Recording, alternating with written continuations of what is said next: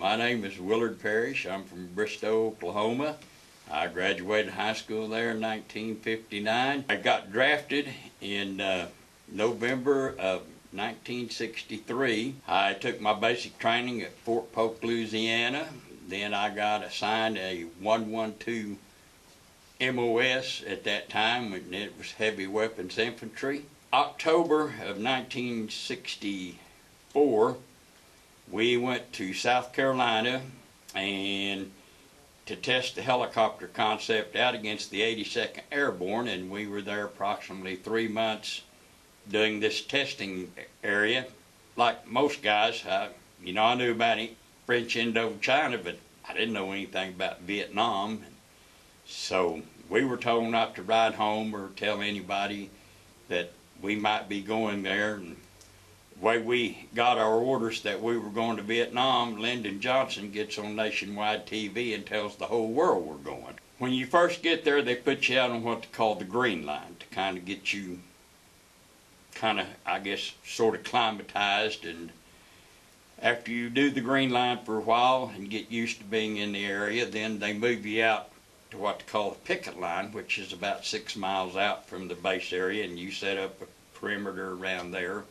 Latter part of October, the Special Forces camp at Play Me got overran, and that's when Colonel Beckworth was in command of it with some of the Mountain Yard people. The LZ that Colonel Hal Moore was my battalion commander at the time, that they picked out, they could only land about 8 helicopters on this landing zone about the size of a football field. So it took him a while to get the whole battalion, which actually was under strength because a lot of guys got shipped out of the battalion when we left Benning. But anyway, they took him a big part of the day to bring all the battalion in. So Bravo Company went in first with Colonel Moore, and it's kind of quiet, and they captured a prisoner, and this Mr. Vick, we called him, the interpreter, he found out that there were 3 battalions on that mountain and was wanting to kill Americans. Well, the next set of choppers that came in, Mr. Vick, he went bye-bye. He did stay. But about that time, then they got hit. And they're trying to hold on to that LZ so the rest of the battalion could come in.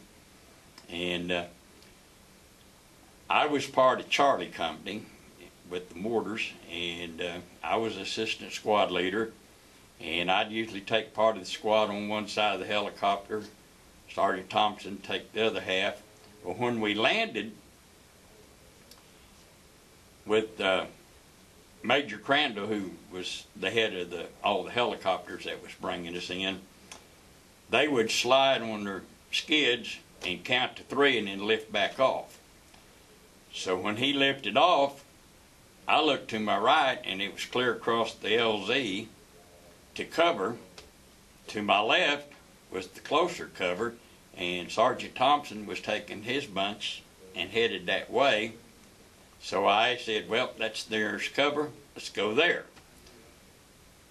Little knowing that we were running into the base of the Chupong Massif, and that's where they were coming down to meet us from. So really the biggest part of that first day, we were more or less pinned down there on the edge of the LZ. And before we left, Colonel Moore didn't want to take all the battalion mortars. One squad would take their mortars, and then the other squad would backpack ammo, because he said we're going to be up there where it's going to be hard to get supplies in and out, so he wanted to make sure we had plenty.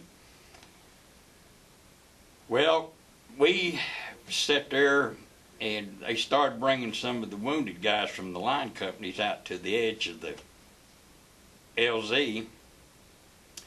Medevac wouldn't come in because it was a hot LZ, so Major Crandall and his bunch, they were like ducks sitting on a pond, But if they saw you trying to get a wounded guy out to them, they'd sit there and you could hear those rounds hitting those choppers. Made our way over to the mortars, and I run into my section sergeant, Sergeant Matos, and he said, well, we're going to have to pull our own defensive perimeter. Sergeant Hewitt was still in Delta Company. Well, they had taken the old 4.2 deal and made them a weapons platoon. So they come around with some extra M60s. And they was going along the line there and says, anybody here qualified with an M60? So I got an M60 and some ammo, and we were messing around with it, and I turned around to Coleman and I said, has Matos and Hewitt left yet? He said, yeah, why? I said, well, let's figure out how to load this sucker. He said, well, I thought you qualified with one. I said, nope, never touched one. But so when I had gotten an M16 for Coleman, he had given me his 45, so I wound up with 2 45 pistols. Well, when we got the M60 set up, actually it was long ways, and I was on this end, and Coleman was on this end, and we were facing out to the front. And so during the remainder of the night, there wasn't much activity. A lot of artillery fire up on the mountain all night long, going over us. Well, just about the time it started getting light, the next morning, I could hear back to my right all kinds of chaos going on over there. You know, a lot of firing, a lot of yelling, and they was like Bravo was here, Charlie was here, Delta was here, and then Alpha Company was here. Well, we, during our defensive perimeter, was having to take up the slack between Delta and between Alpha Company. And I could hear the guys over in Delta Company start hollering, they're coming around, they're coming around. And out to the front of us was this tall elephant grass. And just to my right was one of these big termite mounds, and I was kind of watching, and pretty soon I saw the grass kind of going like this, and like, you know, somebody's crawling in it. And I finally challenged him. I said, who's out there in those weeds? Nobody said anything. I said, who's out there in those weeds? Nobody said anything, so I told Coleman to let loose on that M16. Well, when we first got the M16s, if you fired them semi-automatic, they were great. But when you put them at selector switch on full automatic, they would jam. And Coleman shot once, and of course I'm looking out to the front, and when he shot once, I told him to put it on full automatic. He said, I did, it's jammed. And I remember I looked at him, and he looked at me, and I looked back out to the front, and the only way I can explain the way it appeared to me was like, you know, you've seen people kind of get up on their knees, but it just looked like they were growing up out of the elephant grass. Be honest, after that, I remember one time it seemed like somebody had reached over and grabbed the volume knob and turned the volume down.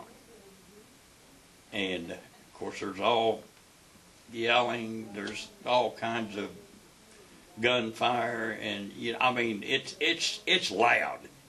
But I don't know if I had put myself kind of like I was up on a mountain looking down and watching all this going on, and I was way away from it, although I was there. And when I started out, I was wasn't sitting down, but I was on my knees in that foxhole, and I had a 45 laying on each side of me. And next thing I know, Sergeant Matos, he's pounding me on the back. And I'm standing up in this foxhole. And I've got a 45 in each hand. And it was quiet. I used to wonder why we would fall out on the parade ground and set the mortar up, tear it down, set it up, tear it down, set it.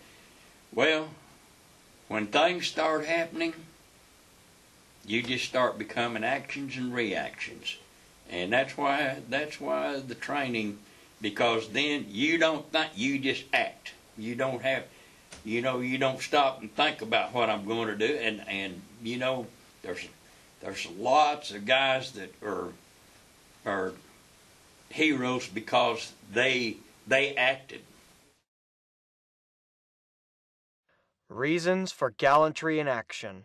Specialist Willard Parrish distinguished himself on 15 November 1965 during a search and destroy operation in the Ai Drang Valley, Republic of Vietnam. Specialist Parrish was operating an M60 machine gun on the defensive perimeter of his company when a numerically superior Viet Cong force launched an attack. As the insurgent forces attacked, Specialist Willard Parrish delivered lethal fire into the advancing waves of Viet Cong. When the hostile troops were within 20 meters of his position, his machine gun ran out of ammunition. With complete disregard for his personal safety, Specialist Willard Parrish picked up two .45 caliber pistols and stood up in his position and inflicted numerous casualties upon the approaching insurgents. Through his courage, determination, and devotion to duty, he saved the lives of many comrades who were in the vicinity of his position, and contributed immeasurably to the defeat of the attacking Viet Cong. Specialist Willard Parrish's unimpeachable valor and extraordinary heroism against a superior hostile force were in keeping with the highest tradition of the military service and reflect great credit on himself, his unit, and the United States Army.